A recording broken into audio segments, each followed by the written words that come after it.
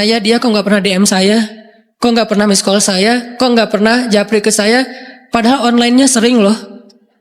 Tapi kok nggak pernah ke saya, nih online-nya masih apa nih? Kan Allah suka gitu sama hambanya, walaupun dengan analogi sosmed ya. Tapi Allah tuh perhatian banget sama kita. Allah nungguin kita datang. Setelah sekian lama kita cuek sama Allah, tiba-tiba kita baru niat mau datang. Duh, udah lama juga ya saya belum japri ke Allah. Baru gitu doang, belum diketik nih, belum typing. Baru niat doang nih. Allah udah bahagia coba. Allah kok baik banget ya sama kita ya. Seolah-olah Allah butuh kita, padahal gak sama sekali loh. Ghaniyun anil alamin. Allah tuh gak butuh kepada siapapun di antara hambanya. Gak butuh sama sekali. Tapi kayak seolah-olah Allah tuh yang butuh banget sama kita. Saking baiknya Allah. Allah itu raufun, rahimun, karimun, jawadun, apalagi latifun. Nah, latifun Allah tuh sangat pengen dekat sama hambanya, itu Allah. Udah lama pergi nih, sibuk dengan semua orang dijapri, semua orang dia chat sampai tengah malam chat sama orang lain, tapi Allah nggak pernah dijapri. Allah tungguin. Kalau manusia mungkin kita bisa nyebutnya kayak kesepian gitu, tapi Allah kan nggak mungkin kesepian, tetap aja Allah nungguin seperti orang yang kesepian, saking kangennya sama kita coba. Begitu kita ada masalah datang ke Allah, Allah nggak bilang giliran sekarang aja lo datang, nggak kayak gitu Allah. Langsung Allah dekat, langsung Allah, ada apa hambaku? Hal min dihajah, apakah kamu butuh sesuatu? Hal min taib, apakah kamu mau diterima taubatnya? Hal min mustaghfir, apakah kamu mohon minta ampun? Allah tanya kepada kita setiap malam, dicuekin lagi. Datang Allah ke langit dunia. Harusnya kan Allah suruh aja malaikat ya, malaikat kasih tahu ke dia supaya berdoa. Enggak, Allah yang langsung turun. Ibaratnya Allah yang ngejapri kita. Enggak dirit juga. Setiap malam japri, setiap malam enggak dirit. Padahal online-nya, lasinnya tuh per setiap jam bahkan setiap menit dia online terus. Tapi yang Allahnya enggak dirit, ketimpa lagi tuh. Marahkah Allah? Enggak. Kalau Allah marah, pasti kita udah celaka dari dulu juga. Karena kalau Allah udah marah, maka perhatikanlah kaum-kaum sebelum kalian, kata Allah. Perhatikanlah kaum-kaum sebelum kalian, Ad, Samud, atau tokoh-tokoh sebelum kalian, Firaun, Haman, Namrud, dan seterusnya. Perhatikan kalau Allah udah marah nih. Berarti Allah belum marah sama kita. Tapi jangan sampai batasan waktu yang Allah buat itu kita lewatin, itu bahaya. Karena kalau Allah sudah menentukan waktunya, gak bisa ditolak lagi sama kita. Jadi Allah kangen kepada makhluknya. Jadi sifat kangen itu salah satu di antara sifat Allah. Allah rindu kepada hambanya. Namanya siapa? Allah rindu kepada hambanya.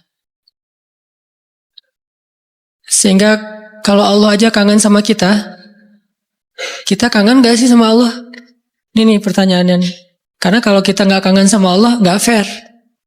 Kenapa gak fair? Allah kan gak pernah dapat kebaikan apa-apa dari kita. Kok kangen sama kita? Berarti Allah kangennya tulus. Kalau kangen kita kan ikhlas ya.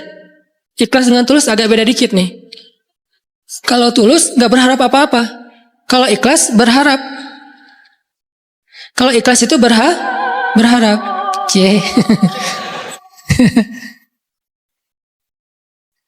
Sampai anak kecil juga ya, subhanallah ya.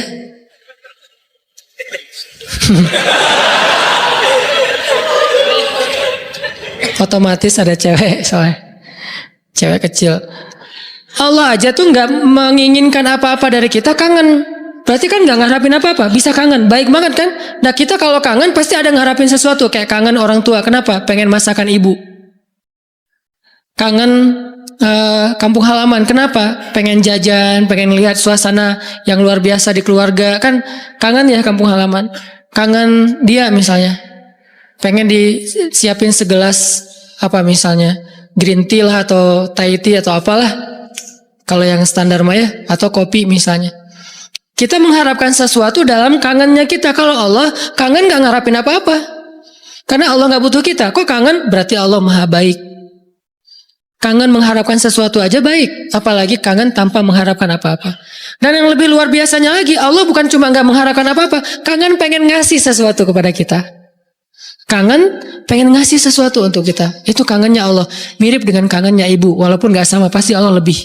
Kangennya ibu tuh pengen masakin buat kita loh. Kangennya kita ke ibu, pengen masakan ibu. Beda kan? Jadi jangan merasa lebih baik daripada ibu kita ya.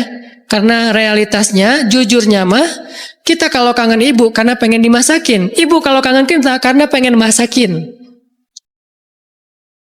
Jarang ada ibu kangen karena pengen masakan dari kita. Kan kita nggak bisa masak, kecuali chef lah ya. Chef juga tetap makannya makanan ibu. Walaupun mungkin dia jago dalam masak, tapi ada sentuhan mukjizat dari seorang ibu yang emang nggak bisa dipakai bumbu. Itu lebih ke perasaan, ketulusan cinta. Beda pasti itu. Ibu saya tuh kalau masak, mungkin banyak ibu-ibu lain atau siapapun perempuan yang masaknya tuh enak. Tapi tetap aja kalau yang dimasak oleh ibu tuh beda. Nggak tahu gimana, nggak bisa dijelasin aja pokoknya, beda. Gitu juga yang dimasakin oleh istri.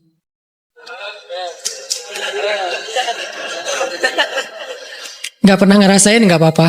Sabar ya. Ibu aja dulu lah, puas-puasin ya. Karena ibu tetap aja seseorang yang luar biasa. Allah tuh kayak gitu, analogi cinta Allah kepada kita, walaupun gak sama persis tapi minimal ada analoginya, kayak ibu kepada anak. Allah tuh kangen sama kita bukan karena pengen sesuatu dari kita, tapi karena pengen ngasih sesuatu untuk kita. Kok bisa gitu? Ibu aja bisa, apalagi Allah. Padahal ibu kan manusia yang punya banyak kekurangan.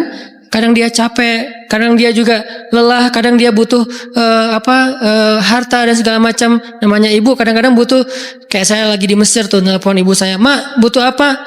Nih di rumah kalau bulan Ramadan kan bentar lagi bulan puasa, orang Aceh nyebutnya bulan puasa. Bentar lagi kan bulan puasa, di rumah nggak ada es, masa harus beli terus ke tetangga, nggak enak. Menjelang berbuka pas lagi ngabuburit datang ke rumah tetangga, bisa nggak beli kulkas? Boleh mak, boleh gitu. Nggak pernah saya ngerasa mak nggak kangen sama saya, kangennya kulkas, nggak kan? Walaupun ibu kita manusia, tetap aja kangennya lebih tulus daripada kangen kita. Kenapa ibu pengen beli kulkas? Bukan buat dirinya, buat adik-adik. Karena adik-adik itu kalau buka puasa pasti wajib mereka mah minumnya yang dingin misalnya. Nah ibu nggak suka minum dingin. Ibu sama ayah nggak suka minum dingin. Ayah saya pasti buka puasanya kalau nggak rokok ya kopi. Sebelum buka puasa tuh satu bungkus tuh udah di depan rokok sama kopi. Udah itu aja tuh, nggak ada ribet-ribetnya. Mungkin nggak bisa ninggalin ya karena dari udah sekian lama katanya sih rokok sebelum sekolah dulu teh. Jadi belum sekolah ngerokok dulu baru sekolah. Orang dulu lah ya. Sampai saya dulu pernah waktu kecil tuh diajarin ngerokok sama ayah saya. Untungnya saya sesak nafas, akhirnya nggak bisa nerusin warisan dari ayah saya. Kan dulu mah suka nonton Dunia Dalam Berita gitu kan, masih TV hitam putih dunia. Ketahuan usianya nih. Dunia Dalam Berita, pasti banyak yang nggak tahu Dunia Dalam Berita itu apa. Anak zaman now lah. Dulu tuh ayah saya ngerokok sambil nonton Dunia Dalam Berita. Terus tahun sekali G30 SPKI kan nonton, saya di sebelahnya. Ya, coba dong. Wes. Jadi kita kompak tuh berdua tuh. Wes. Satu batang berdua, sisanya satu bungkus sendiri dia. Jadi bukan karena pengen minum air dingin ayah dan ibu saya beli kulkas, justru buat adik-adik. Berarti tetap aja tulus. Terus, "Mak butuh apa?" Nih adik-adik belum sekolah. "Mak butuh apa?" Nggak pernah minta untuk dirinya sendiri. "Mama nih mau lebaran nggak ada baju baru." Nggak pernah, pasti untuk adik-adik. Kenapa nggak untuk saya? Mungkin dianggap saya udah mampu sendiri, udah mandiri, jadi udah nggak perlu dikasih-kasih. Artinya dalam cerita ibu kita bisa melihat kebesaran Allah. Kalau ibu aja yang penuh dengan kekurangan bisa setulus itu, apalagi Allah. Ibu bisa kangen kepada kita karena pengen masakin buat kita. Allah kangen kepada hambanya karena pengen ngasih nikmat untuk hambanya. Allah kangen kepada pendosa karena pengen ngampunin dosa-dosa dia. Kenapa nggak diampunin aja? Karena dia nggak datang. Kenapa nggak dimasakin aja? Ngapain dimasakin, orangnya nggak ada, kan gitu kan? Katanya ibu kangen, tapi kok nggak masak masakan kesukaanku? Lah kamu masih di Bandung, ibunya di Jawa, ya gimana yang masakin? Siapa yang makan basi? Nah ibu nggak makan spesial itu, sehari-hari paling makan nasi putih, garam sama telur ceplok. Kalau nggak juga cuma cabai. Saya waktu kecil makanan favorit saya itu nasi putih, garam, cabai. Itu aja dimakan, enak banget tuh. Sesekali makan telur di dada, diceplok, itu juga tunggu dari kandang ayam. Karena kita nggak beli telur, tapi ya, ibu tuh nernak ayam di belakang. Setiap pagi saya periksa, pinggir loh, mulai telur loh gitu. Si ayam-ayamnya dipinggirin. Oh nggak ada, kurang produktif. Hari berikutnya dicek, 3 hari sekali ada telurnya. Kan telur kalau baru dari kandang tuh kan hangat banget tuh. Saya ngerasain ternyata beda ya rasa telur dulu sama sekarang. Memang beda. Dulu tuh nggak pakai pecin juga udah enak. Kenapa sekarang jadi generasi micin? Karena telurnya udah nggak berkualitas. Pembahasannya nggak penting. Jadi makanan ibu cuma gitu. Terus kenapa ibu? Misalnya di Aceh tuh ada namanya masakan kari lah ya, kari kambing, kari ayam. Kenapa emak kalau katanya kangen sama aku kok nggak masakin kari ayam? Lah kan kamu di Mesir, ngapain dimasakin? Yang makan siapa? Gitu juga Allah. Katanya Allah pengen ngampunin dosa aku, kok nggak diampunin? Lah kamu nggak pernah taubat, nggak pernah datang, nggak pernah sujud, nggak pernah minta ampun. Gimana mau diampunin? Kayak dikasih ampunan nggak ada yang ngambil gitu. Bukan Allah nggak mau ngampunin kita nggak mau ngambil. Kita nggak mau makan, kita nggak mau datang gitu. Padahal Allah sediain. Begitu kita mendekat sedikit aja langsung Allah masakin tuh ampunan. Langsung menunya yang paling enak. Kalau analogi ibu tadi masak, langsung disediain untuk kita. Disediakan dengan sangat istimewa buat kita ampunan Allah. Apa istimewanya? Lengkap. Lengkap gimana? Dosanya, semua dosa diampuni. Semua dosa tuh ada tuh. Dosa A, B, C, diampuni semuanya. Taubat diterima dengan seolah-olah kita tuh udah orang paling suci. Kan orang yang paling suci itu orang yang baru bertaubat kan? Orang yang paling suci itu orang yang bukan banyak amal soleh. Itu orang yang paling banyak pahalanya. Tapi orang yang paling suci justru yang pertama bertaubat itu paling suci. Setelah itu mungkin udah mulai agak mix lagi nih. Udah ada dosa, ada pahala. Tapi baru-baru taubat itu saat yang paling suci setelah kita dilahirkan oleh ibu kita. Kita udah jauh dosanya, udah kayaknya kalau di dosa itu jadi titik-titik di hati kita. Bukan hati kita doang yang hitam, seluruh tubuh kita udah hitam. Karena udah nggak ada tempat lagi di hati, saking banyaknya dosa. Kalau seandainya dosa itu satu titik pulpen, terus setiap kita buat dosa tuh jadi tinta sekecil ujung pulpen itu di hati kita, kayaknya bukan hati kita doang yang udah hitam, seluruh tubuh kita juga udah hitam. Bukan cuma tubuh kita, sampai area di sekeliling kita tuh udah hitam saking banyaknya dosa. Soalnya di hati udah nggak ada tempat kosong untuk nitik-nitik kayak gitu. Akhirnya taruh di tangan, jadi tato semuanya, terus di lantai. Saking banyaknya dosa kita. Begitu kita datang kepada Allah, belum beramal soleh, baru mau datang. Astagfirullahaladzim, langsung Allah sediakan menu istighfar, taubat dengan menu yang sangat istimewa. Jadi Allah tuh kangen kepada pendosa karena pengen ngampunin dosanya. Kangen kepada orang yang banyak masalah karena pengen ngasih solusi dalam masalahnya. Kangen kepada orang yang udah berbuat amal soleh karena pengen mengangkat derajatnya. Jadi kangennya Allah itu untuk kita, kangennya kita untuk diri sendiri. Walaupun boleh-boleh aja kangen untuk diri sendiri. Sama kayak kita boleh kangen sama ibu. Ibu kita gak akan balikin, kamu mah cuma kangen masakan mama, gak kangen sama mama. Gak ngomong gitu kan ibu kita mah. Ya udah pulang atuh nak, gitu. Ya udah cepat pulang biar mama masakin. Mau masakin apa nih? Saya sering kalau dulu kan di pesantren pulangnya seminggu sekali karena pesantrennya dekat rumah sih, satu kota gitu. Setiap hari Sabtu pulang, hari Minggu sore udah balik ke pesantren. Itu setiap hari Sabtu ibu tuh pasti masakannya spesial tuh. Bang, pulang jam berapa? Jam 4 sore mah. Ya udah nanti mama masakin jam 3 biar hangat pas abang datang. Kadang-kadang macet atau naik angkotnya penuh karena sore itu angkot selalu penuh. Datangnya jam 7 diangetin lagi sama mama. Kenapa tadi nggak jam 4 udah mama masakin? Disiapin sama ibu. Nggak pernah ibu bilang, kamu mau pulang cuma untuk masakan bukan untuk ibu. Nggak pernah ngomong kayak gitu. Gitu juga Allah nggak pernah ngomong kamu mau datang karena udah banyak dosa, bukan untuk saya kan? Nggak gitu. Memang kita datang kepada Allah pengen diampuni dosa. Memang kita datang kepada Allah karena butuh. Dan butuhnya kita kepada Allah bentuk dari yakinnya kita. Gak boleh kita bilang saya gak butuh Allah, saya mah memang datang karena cinta. Gak gitu. Itu mah terlalu naif menurut saya. Saya gak butuh surga, saya gak takut neraka. Naif banget sih. Gak takut neraka, gak butuh surga. Seolah-olah harta yang berharga di sisi Allah itu gak butuh gitu. Sombong banget kita kalau bilang gak butuh surga. Sombong banget kita kalau bilang gak takut neraka. Malaikat Jibril aja takut neraka. Pernah malaikat Jibril nangis luar biasa, kayak orang habis diputusin nangisnya teh. Nangis banget tuh. Didatengin sama Nabi Muhammad, Jibril kunaon gitu. Kenapa gitu Jibril kok nangisnya kayak gitu-gitu amat? Ini ya Rasul, saya teringat tentang neraka. Dan setiap kali teringat tentang neraka, sejak Allah ciptakan neraka itu, saya gak bisa berhenti nangis. Coba, malaikat aja yang lebih keren dari kita, dzu quwwatin, ya malaikat itu kan paling kuat tuh, Jibril. Yang bilang malaikat Jibril kuat, Allah bukan kita. Berarti kuat banget nih, tapi takut neraka. Dan kita bilang gak takut neraka, sombong namanya. Harus takut neraka, harus pengen surga, dan tetap cinta kepada Allah. Dan itu nggak bertabrakan tuh. Cinta, takut, berharap, itu semuanya bagian dari kebaikan.